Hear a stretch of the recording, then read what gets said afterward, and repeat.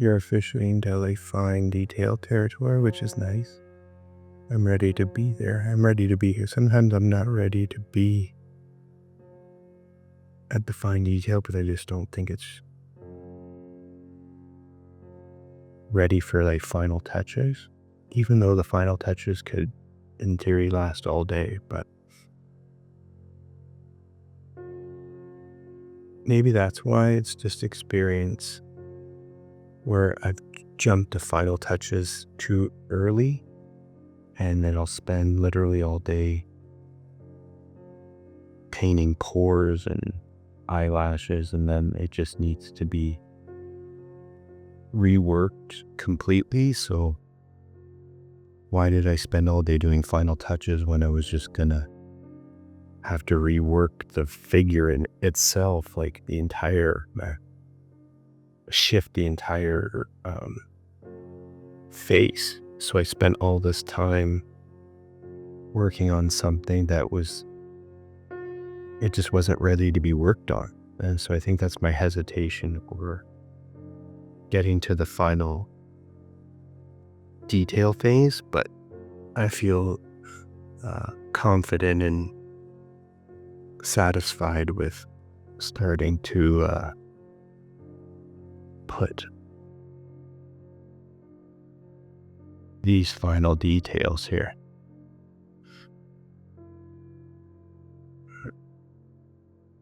And you want to also have the right mindset. So this is a fresh new day. I was working on this piece the majority of yesterday. And then I came at it with fresh eyes and fresh perspective, which has already seemed to be very helpful.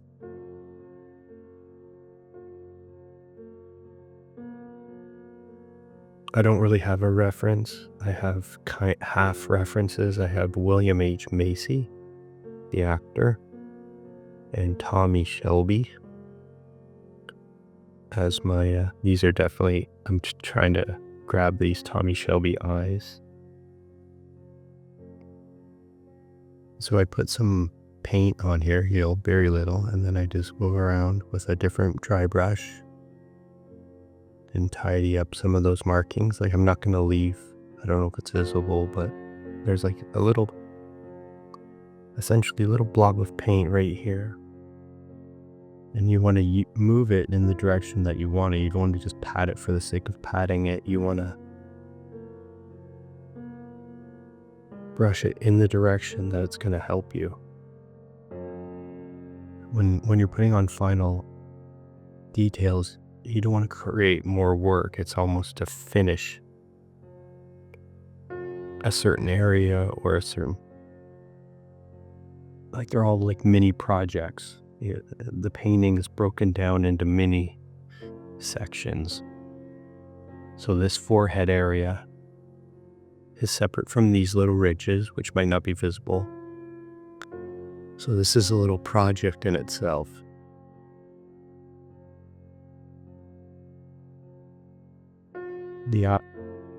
In theory, I would say like the eyes, but it's even like this eye socket and then this eye socket. This nose, the lips, the ears I kind of clump together. I'm not a big ear. I don't dedicate a lot, although depends on the piece, but the ears I like to just kind of be a little more abstract, and I don't want to, the cheeks for sure I do focus on. And I don't really have a good reference for the cheeks, so I'm just kind of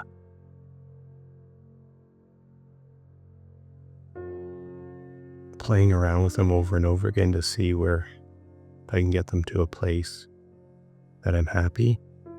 I think I would like them to pop, meaning I think I would like them to be very round and cute and highlighted even to the extreme. So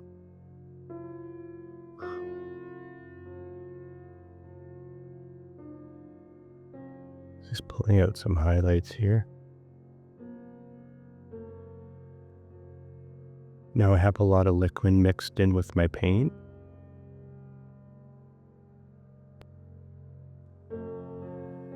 So they kind of tend to blend quite easily. So right now that seems significantly in contrast with the under layers. But not only as it dries, but as I work it in, it will really cleanly blend.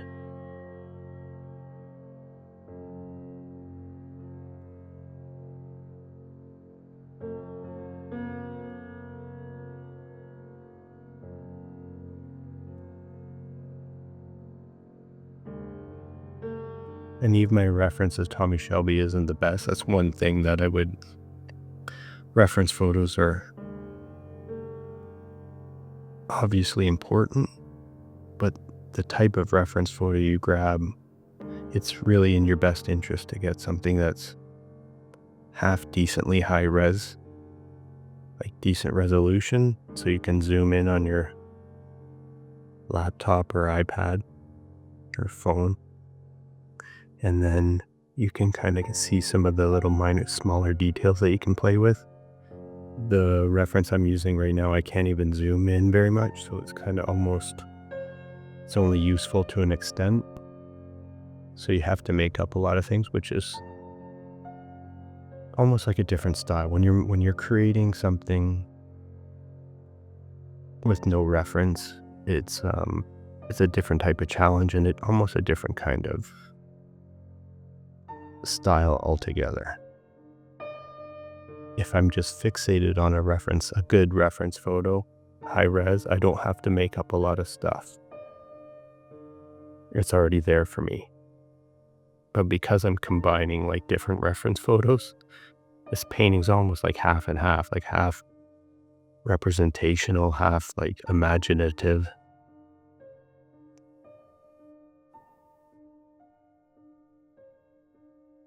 And every time I go and come back to this piece, like little mini breaks, I either really like it or it's not speaking to me. So I'm kind of curious. This session that I'm currently on should determine how much I really like this painting. There's definitely elements that I find very enjoyable. And then there's some things that I feel like didn't quite come together. And so I'm trying to see if I can fix the things that aren't coming together.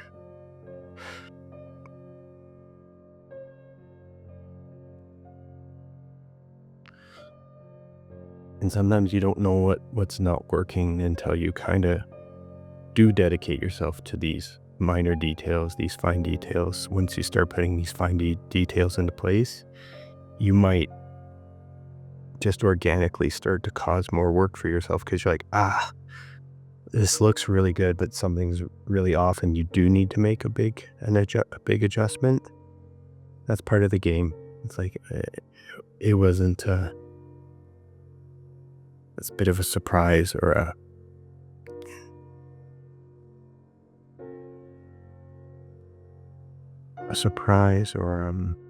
something you just have to deal with. But if you start finding things that you really like in the painting, if you start to see I do really like his eyes. His mouth is starting to grow on me. His nose is okay. So, and I do like the concept. The concept came out of nowhere of starting with Homer Simpson and seeing what I discovered by reworking Homer Simpson. So using the yellow as a flesh, it's really fun. I really like yellow. It's a lot of work to get anywhere with it, meaning there's a lot of dry time, and there's a lot of layering, because a lot of the layers don't really hold. They're too translucent, but it is a really fun final piece when you dedicate your time to yellow. I was like, oh, I want to do this again already. But then I don't know if I want to dedicate the amount of time it takes for yellow. If it was like a flesh color or browns, you can like cover stuff up in one swoop, one little brush stroke. With yellow, it looks like you covered something up, but then you wait an hour or two and realize it didn't cover it up at all. Similar to like whites.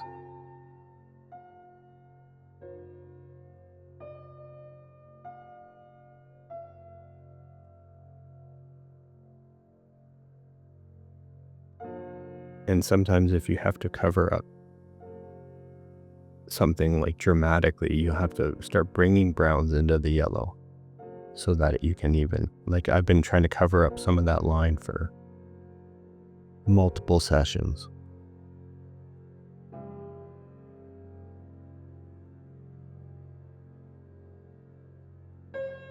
But oil painting the name of the game is patience and layers. Patience and layers. You can't just not do anything. You have to add paint. You need to paint. And then you need to have patience so you don't get too ahead of yourself and rush.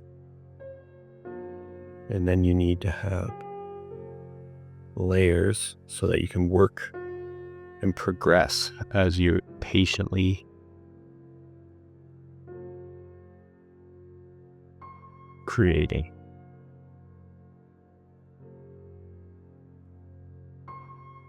So here seems too bright compared to everywhere. So instead of like toning it down, or let's just add a little brightness in some other spots to see if we can unify it. Right, so we're unifying like this triangle, this trinity. Boom, boom, boom, boom, boom, boom, boom.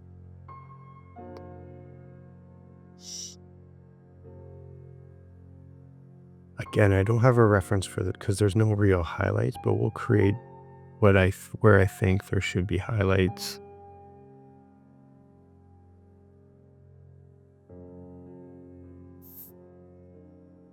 Now we have this diamond shape. There seems to be something there. And remember, these like blotches, these little additions right now are pretty strong. But as you blend them in and let them work with the colors below, they'll weaken a little bit, which is nice. Again, that's what liquid does. Like when it's almost like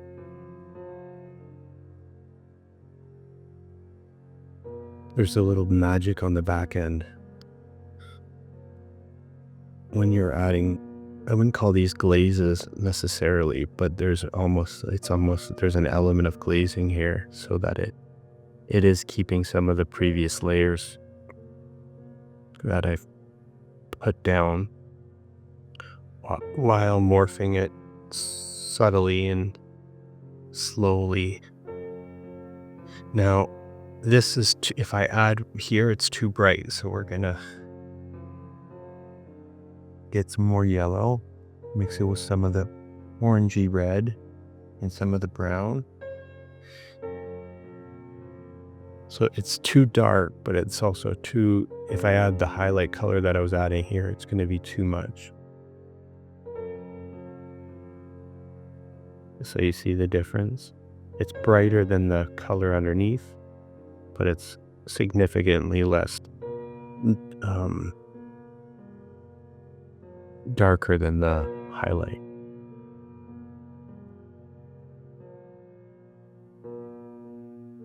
And part of this painting, like different paintings will require different levels or amounts of work. So something I think I was saying that this painting disgusts me. And I still stand by that because I find it like disgusting, but it's worth my time. As disgusting as it is, it has something here. There's something going on here.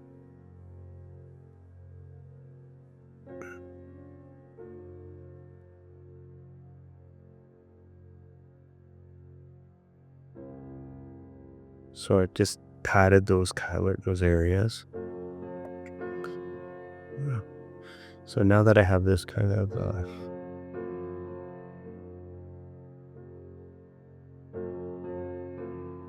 this mid-tone, this value's somewhere in the middle of this highlights and these darks, right? So I have a value that's somewhere in the middle. We're going to brighten up the value a little bit. So now it's like a little bit brighter, but not as bright as the highlights that I was adding. And I'm adding it on top to that mid-tone that I had.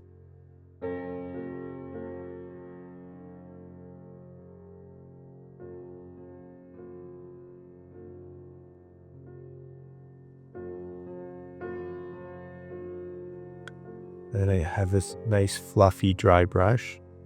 It's very soft. This brush specifically, I like it a lot because it's very soft. I clean it off again and I don't want any residue. And then I just dab it around. Pull it around. Come up to these highlights.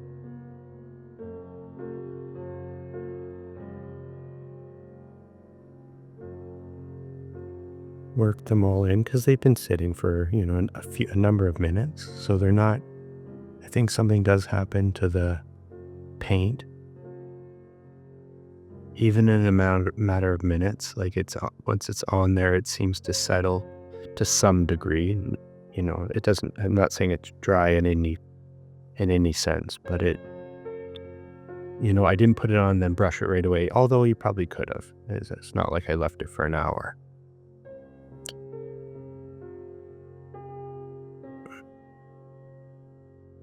Now we're going to work in this nose area.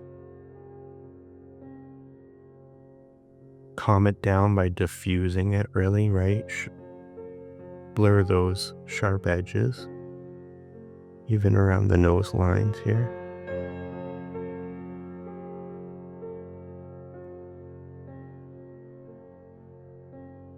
Now what? Now I stop and look at it.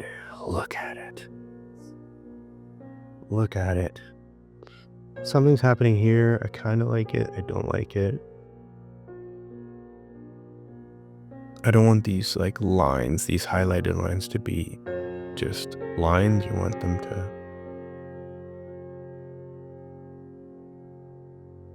Again, I want to diffuse this shape. Seems a little strong. We'll add a little color here. Now, before I was using the big dry brush that was very soft, but I went to a smaller dry brush because I want to be specific with my blending. I don't want to just cover this area because the other brush was too large. So I took a smaller brush that was dry.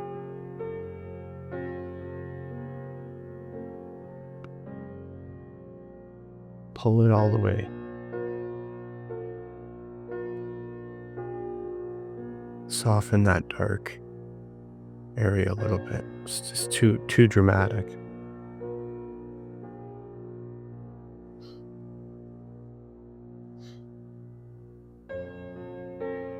There's very little paint on this brush, but yes, that's the patience element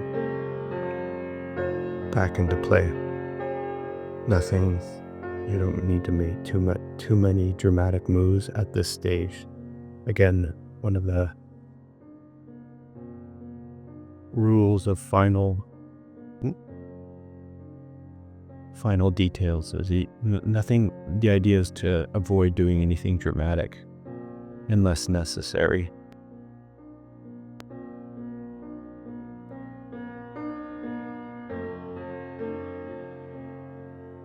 Got my dry brush.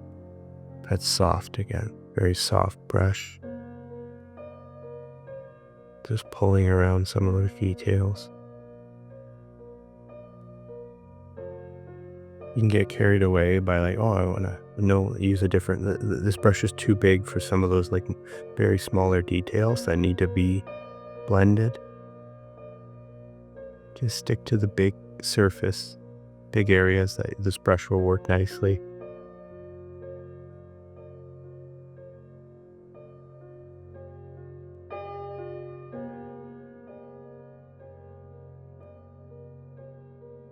So I clean this off with turpentine and mineral spirits, and then you dry it off and then let it sit because you're going to need it again.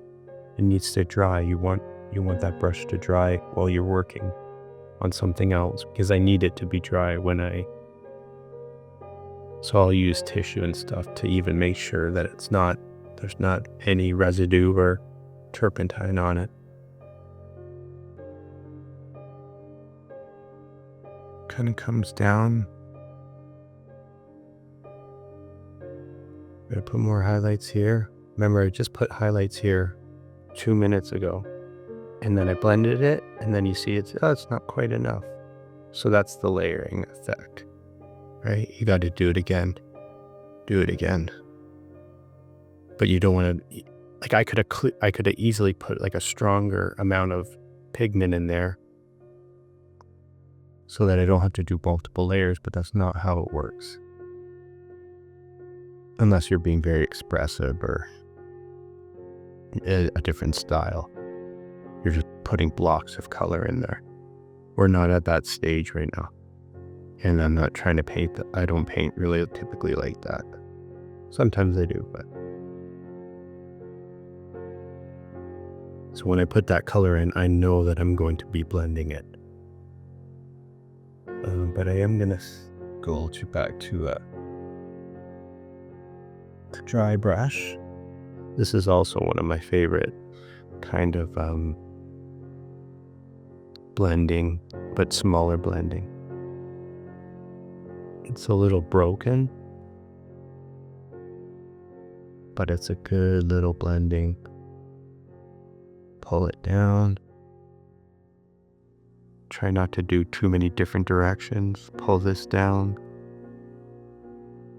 We're going this way and this way, following this line and this line. This line around the edge of the nostril is going this way. This line from his cheek is going this way. The nose is just up and down with a slight curve up here. And we can add a little darkness here if I cover it up too much. No problem, that's fine. I just want this ridge, this crevice here to be finished. I want this nose area to be finished. Now I have more accuracy with the smaller brush when I'm, so these highlights here, I haven't touched them for a while because I didn't have the right brush.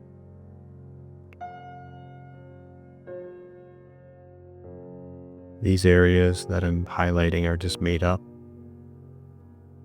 Let's tidy that up.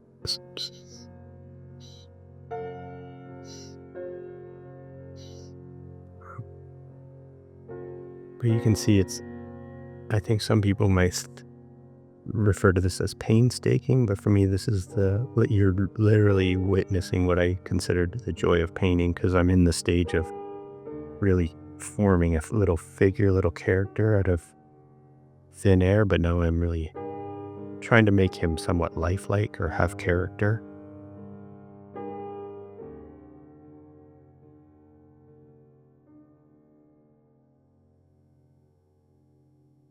And you go in and out of like states of like, okay, the brushes I'm holding right now are really working for kind of everything that I'm currently on.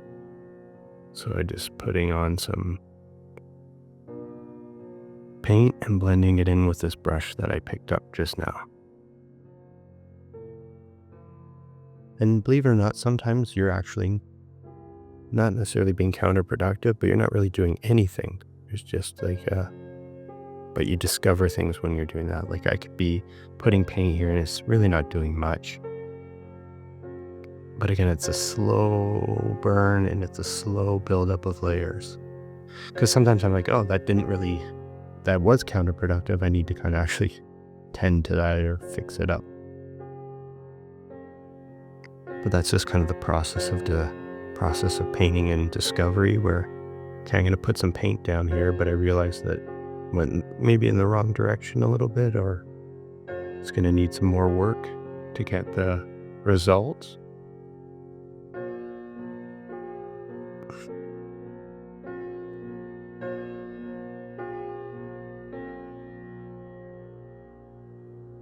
And so back to this, I think it's important. I say, like, instead of trying to tone this down, because it's obviously kind of like protruding, or it's more dominant than the rest, then make the rest of it a little more dominant, so that we can unify this.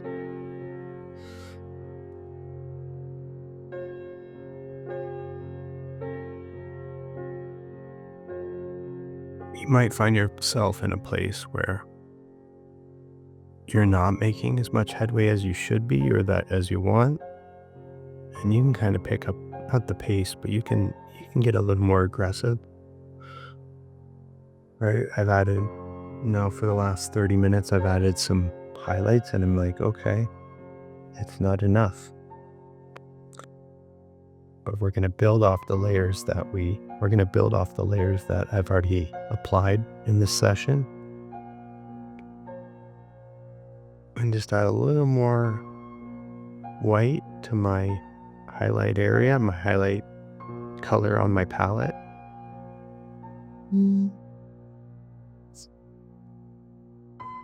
So if you remember 10 minutes ago, I said I cleaned this brush. Now I just make sure to wipe off any of the mineral spirit, because whenever this happens, it's not a mistake. Same with these, like, they seem like they're not proportionate or they're not in the right spot.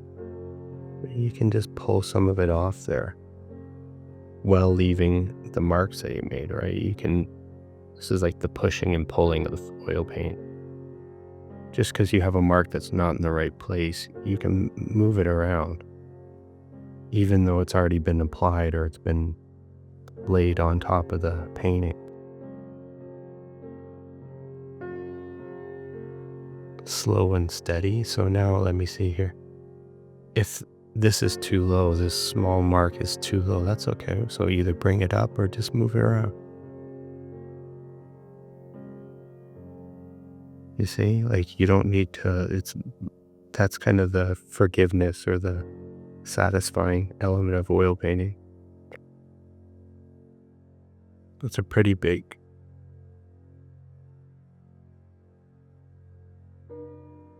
I guess, I wouldn't call it a tip, but just pretty big point to understand with oil painting. Just because you applied it onto the actual canvas, the portrait, doesn't mean that's where it has to stay. You move them around, right? You move everything around. You obviously you set the intention when you put your brush onto the portrait that these are the marks that you want, but then when they're not, you move them around. Plus, you typically need to move them around just by blending, right? But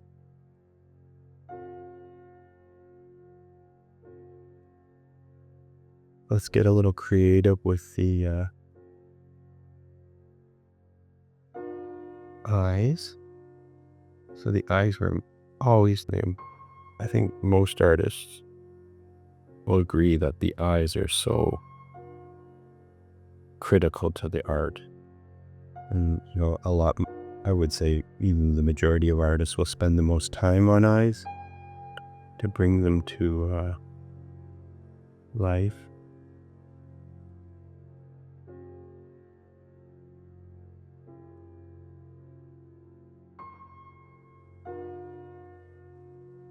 Because I think it almost, like, you can separate, how would I say this? You can, depending on how good your eyes are, it almost can kind of determine how good the painting is. There's other features too that determine that. And there's other elements of the painting, but eyes are kind of the most baseline for a good painting or not, is how good the eyes are. Because they bring if the eyes make sense and are really tight, then the rest of the painting is almost like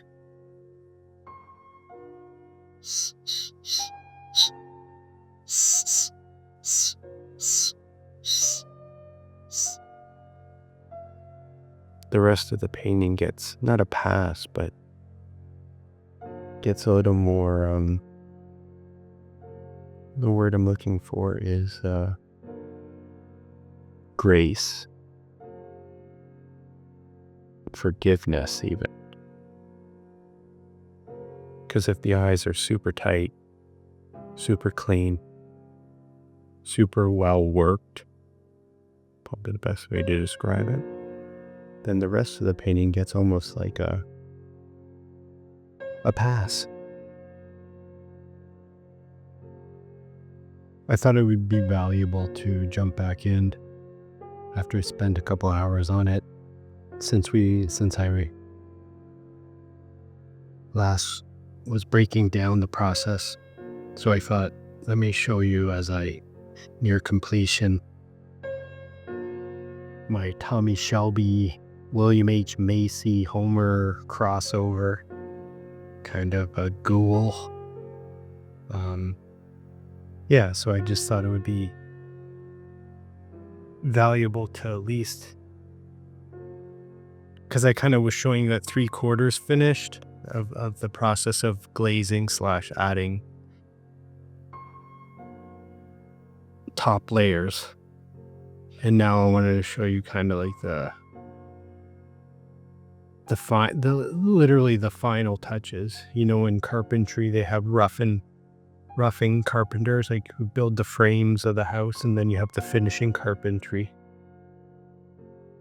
Kind of a similar analogy, or it's a good analogy for like the painting. You want to build the structure, and then you build the layers, and then at the top layers and the finishing of the painting is almost a bit of a different mindset, different mentality. Still consistent with, as I mentioned earlier, patience and layers. But I wanted to, as I add like kind of there's some fun elements when you're literally finishing painting, like when you know you're in the last 100 meters.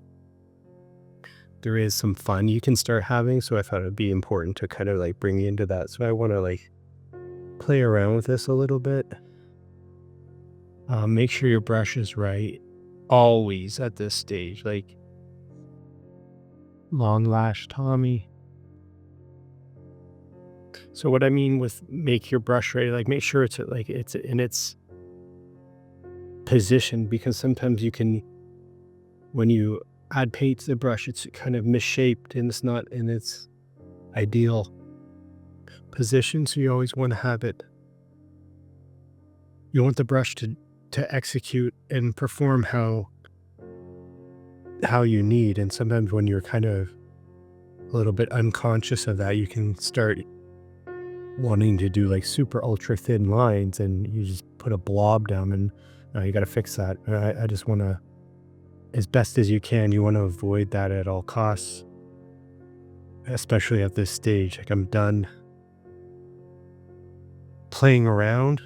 I really want to see it come to life. And at this stage,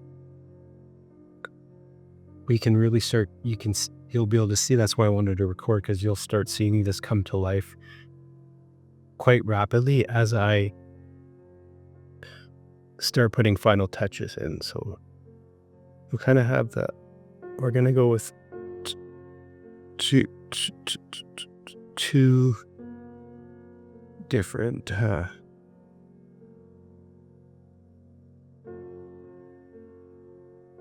so those are decent highlights. And now we clean your brush,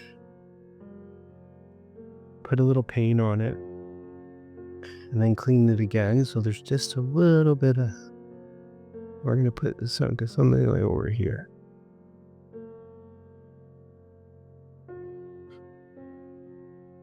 I added a little more blue so I don't want extreme highlights, just like kind of pull out some of that blue here. And the eye, these baby blues, Homer's baby blues. I think that's the name of this piece, is Homer's Baby Blues.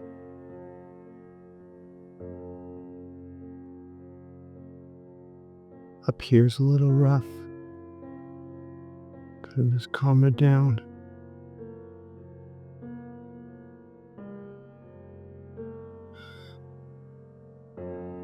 Now here's where I was talking about, kind of repeated this already a bunch of times, but this is why I wanted to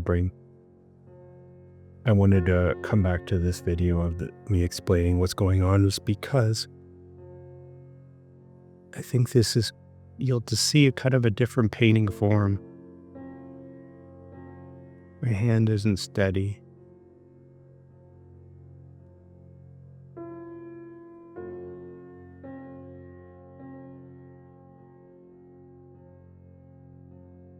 You want to get your hand steady, but what I'm doing is adding these like really kind of almost a mashup of like making it wet, and also like adding these like kind of extreme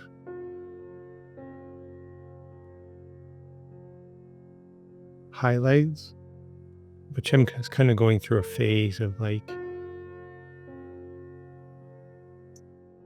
this extreme highlights.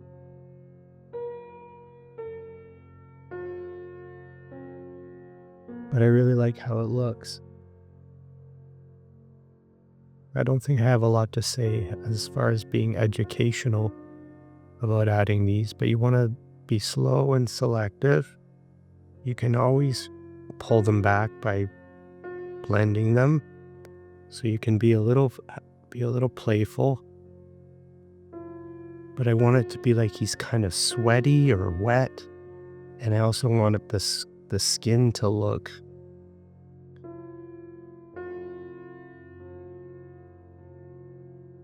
alive.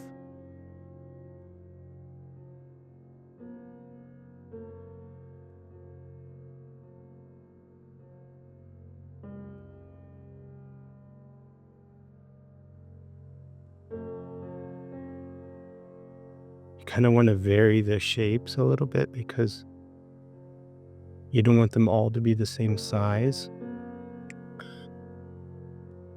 And normally when I add these highlights, I might have to come back, because when I take a beat, I step away from the painting and come back and I'm like, oh, that is too extreme. And sometimes though, it's absolutely perfect. So it just kind of depends on the painting in particular.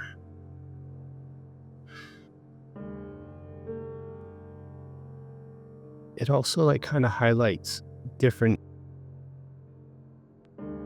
facial features, which again give more of like a realistic look. And it's they're easy addition to these little highlights after the painting's basically finished. If I added these highlights any time earlier, we'd be going for a totally different, it wouldn't be the same, wouldn't have the same effect at all. So that one was like a bigger one.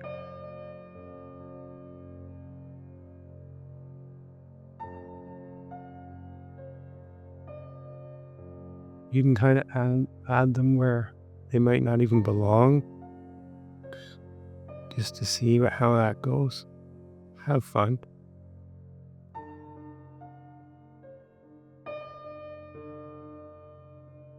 You want to definitely, they're around the eyes too. Let's see.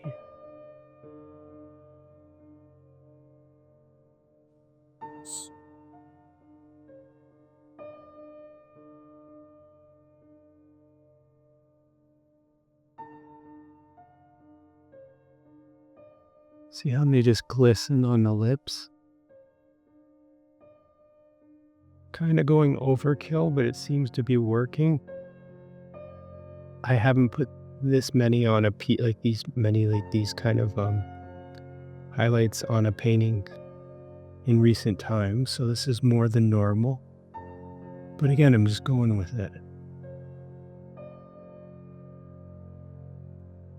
And I think it's valuable because it's totally different kind of mindset than what we were discussing earlier, and as far as the glazing and layering. But it definitely looks wet.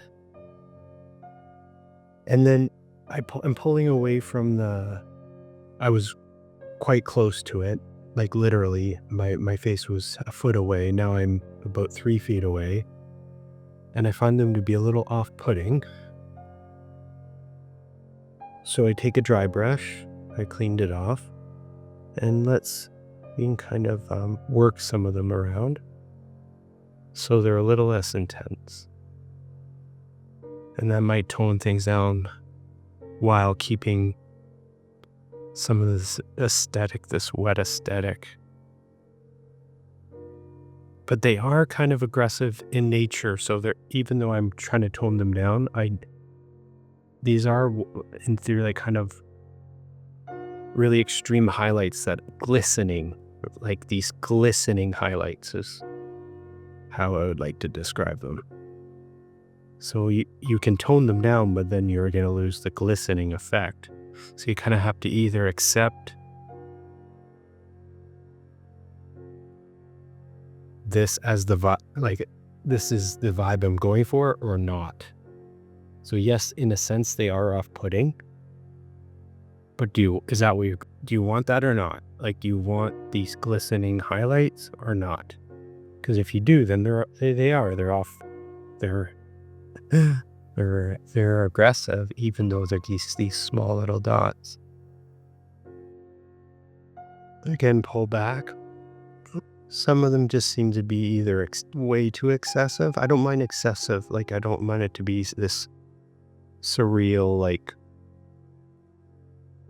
representational kind of style, but some of them are just, they're not working. That's cool.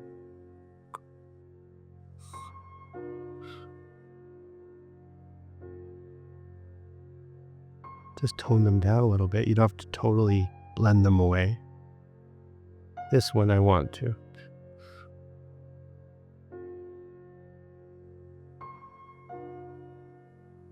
Now I'm going to take a beat and really see what I've kind of done here.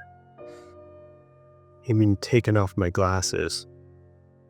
So I take off my glasses to see it in a different, my eyes aren't as sharp. So it's almost like you've heard artists talk about like squinting or turning the painting upside down. It's kind of the same idea. When I take off my glasses, it's as if I get a new set, a new perspective. So I'm just literally staring at the painting. There is no reference in this case other than the eyes of Tommy Shelby and the mouth of William H. Macy. Now, do I like what I've created? I really think I think the best word I can come up with is this painting is just disgusting. And I loved it. It's like, I think it's a good stepping stone to something else too. I think there's something in this process that will definitely assist me in future paintings, upcoming pieces. Yellow is kind of too time consuming. Like if this was a brown or blue or green piece, I think it would almost, I'll exaggerate, but maybe have taken me half the time to get where I am right now. Because yellow just seemed to need more and more and more layers for depth, and the way that it covers and the way that it holds. Yellow is so translucent. So there you have it. That's kind of, you might see a few adjustments if you see other videos of this piece, but that's my breakdown of Homer's Baby Blues.